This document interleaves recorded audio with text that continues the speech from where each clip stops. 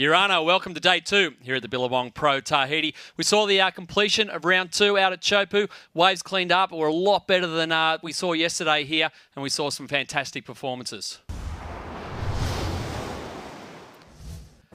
Started the day with a clutch heat here for Julian Wilson. We'd gone down in round 1 yesterday and drew William Cardoso in the first heat of the morning. You can see the clean conditions. Julian managed to squeak through into round 3.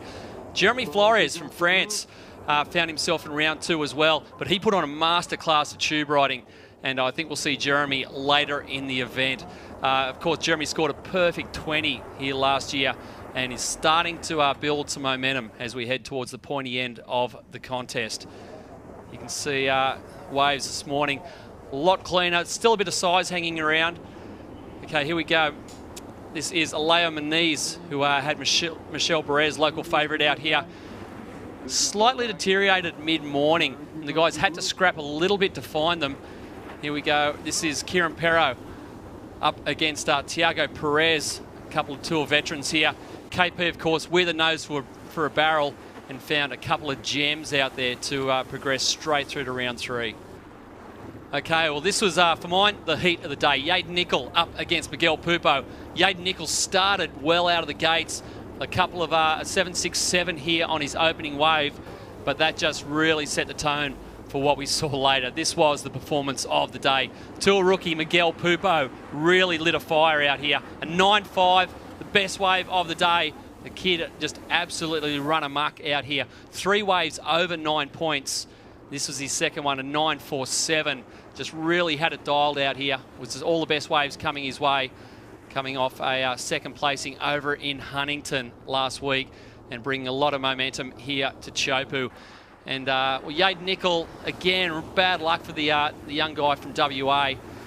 Had a pair of 8s in this heat, served amazingly well, but still, still got smacked. So it's tough luck here. In the end, this wave for Miguel Pupo, he actually threw this one away. He didn't even need it in his top 2. It was a 9.0. The kid was really having a day at the races. Okay, well, here we go. Damo Hobgood, a guy who's favoured for a result, found himself in round 2 here today, but really, well, just dialed it up. Guy who's put on a real show out here. Now, this was the last heat before we went on hold for an hour. Brett Simpson up against Adam Melling. You can see the conditions just deteriorating slightly. No barrels in this heat. Some really low scores. Not much to see on the highlight reel here, but it was Brett Simpson moving through. Now, after an hour's break, we resumed, and we started with this. Freddie Pataccia just owned this heat against Pete Durbridge, courtesy of this 9.0. And here is the third angle. You can see this thing just disappearing below sea level, and that was enough for Freddie Pataccia to progress through to the next round.